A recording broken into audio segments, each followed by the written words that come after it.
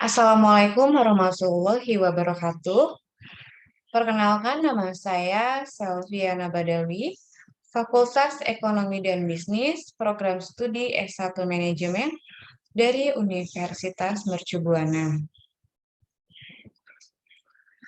Kali ini saya akan menjelaskan tugas ujian akhir semester mata kuliah Pendidikan Anti Korupsi dan Etik UMB mengenai korupsi berdasarkan modul 12, 13, 14, dan 15 yang akan dibagi dalam 4 sesi, yaitu yang pertama Undang-Undang Tindak Pidana Korupsi, yang kedua Upaya Pencegahan Korupsi, yang ketiga Korupsi Sektor Layanan Publik, yang keempat peran mahasiswa dalam tindak pidana korupsi. Langsung saja ke sesi yang pertama, yaitu Undang-Undang Tindak Pidana Korupsi. Tindak pidana korupsi menurut Undang-Undang Nomor 31 Tahun 1999, Junto Undang-Undang Nomor 20 Tahun 2001 tentang Pemberantasan Tindak Pidana Korupsi, diatur di dalam Pasal 2 dan Pasal 3, yaitu sebagai berikut.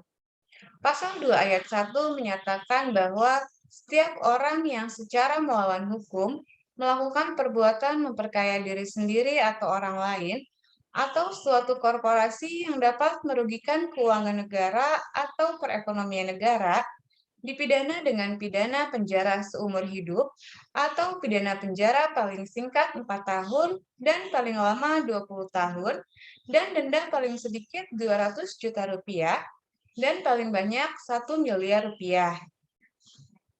Pasal 2 ayat 2 menyatakan bahwa dalam hal tindak pidana korupsi sebagaimana dimaksud dalam ayat 1 dilakukan dalam keadaan tertentu, pidana mati dapat dijatuhkan.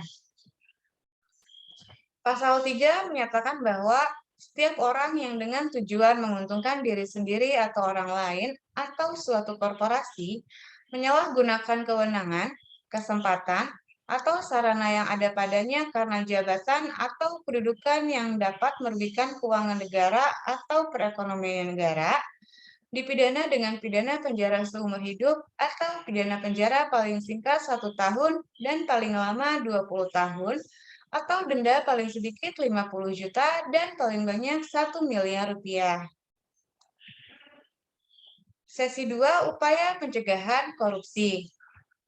Berdasarkan Undang-Undang Nomor 30 Tahun 2002, pemberantasan tindak pidana korupsi dirumuskan sebagai serangkaian tindakan untuk mencegah dan memberantas tindak pidana korupsi melalui upaya koordinasi, supervisi, monitor, penyelidikan, penyidikan, penuntutan, dan pemeriksaan di sidang pengadilan. Dengan peran serta masyarakat berdasarkan peraturan perundang-undangan yang berlaku. Upaya pemberantasan korupsi tidak akan pernah berhasil tanpa melibatkan peran serta masyarakat. Dengan demikian, dalam strategi pemberantasan korupsi terdapat 3 unsur utama, yaitu pencegahan, penindakan, dan peran serta masyarakat. Salah satu upaya pemberantasan korupsi adalah dengan sadar melakukan suatu gerakan anti korupsi di masyarakat. Upaya pencegahan korupsi dapat dilakukan 3 strategi, yaitu yang pertama, strategi preventif adalah usaha pencegahan korupsi yang diarahkan untuk meminimalisasi penyebab dan peluang seseorang melakukan tindak korupsi dengan cara memperkuat Dewan Perwakilan Rakyat atau DPR, memperkuat Mahkamah Agung dan jajaran peradilan di bawahnya, membangun kode etik di sektor publik. Yang kedua, strategi represif. Upaya represif adalah usaha yang diarahkan agar setiap perbuatan korupsi yang telah diidentifikasi dapat diproses dengan cepat, tepat, sehingga para pelakunya dapat segera diberikan sanksi sesuai peraturan perundangan yang berlaku. Yang ketiga, restoratif. Bentuk restoratif dalam tindak pidana korupsi adalah berupa pengembalian seluruh hasil tindak pidana korupsi beserta segala bentuk keuntungannya apabila terdapat keuntungan yang diperoleh pelaku tindak pidana korupsi. Sesi ketiga, korupsi sektor layanan publik. Tingginya kasus korupsi yang terjadi karena penyimpangan pelayanan publik kepada masyarakat tanpa menerapkan standar pelayanan yang seharusnya. Jenis penyimpangan pelayanan publik yang sering terjadi adalah tidak memberikan pelayanan, penundaan berlarut, penyimpangan prosedur, berpihak, penyalahgunaan wewenang, permintaan uang, barang, atau jasa, dan diskriminasi. Berdasarkan Undang-Undang Nomor 25 Tahun 2009 tentang Pelayanan Publik, standar pelayanan sebagai tolak ukur yang dipergunakan sebagai pedoman penyelenggaraan pelayanan dan acuan penilaian kualitas sebagai kewajiban dan janji penyelenggara kepada masyarakat dalam rangka pelayanan yang berkualitas, cepat, mudah, terjangkau, dan terukur. Area rawan korupsi. Berikut ini beberapa sektor area rawan korupsi antara lain.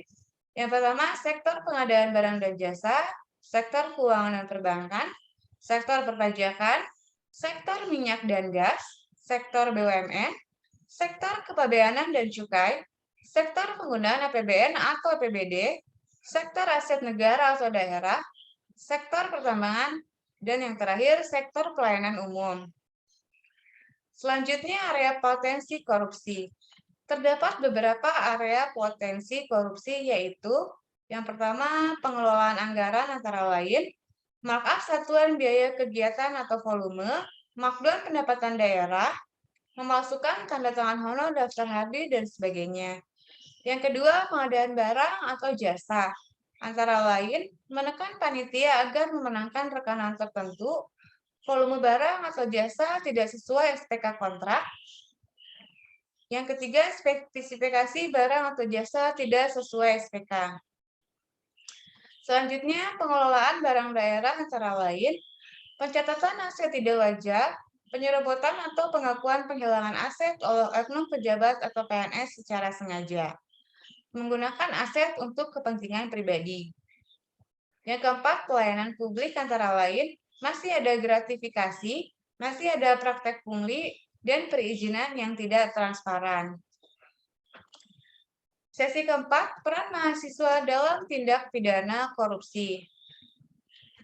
Keterlibatan mahasiswa dalam gerakan anti korupsi pada dasarnya dapat dibedakan menjadi 4 wilayah, yaitu di lingkungan keluarga, di lingkungan kampus, di masyarakat sekitar, dan di tingkat lokal atau nasional.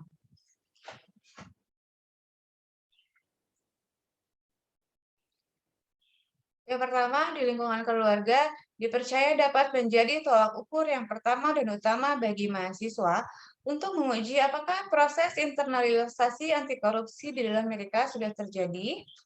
Yang kedua, di lingkungan kampus.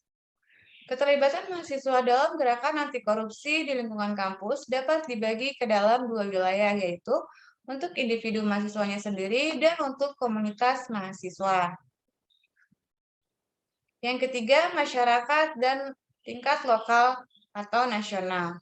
Keterlibatan mahasiswa dalam gerakan anti korupsi di masyarakat dari di tingkat lokal atau nasional bertujuan agar dapat mencegah terjadinya perilaku koruptif di masyarakat. Mahasiswa dengan kompetensi yang dimilikinya dapat menjadi pemimpin atau leader dalam gerakan mahasiswa anti korupsi yang baik bersifat lokal maupun nasional. Sekian sedikit materi yang dapat saya sampaikan. Assalamualaikum warahmatullahi wabarakatuh.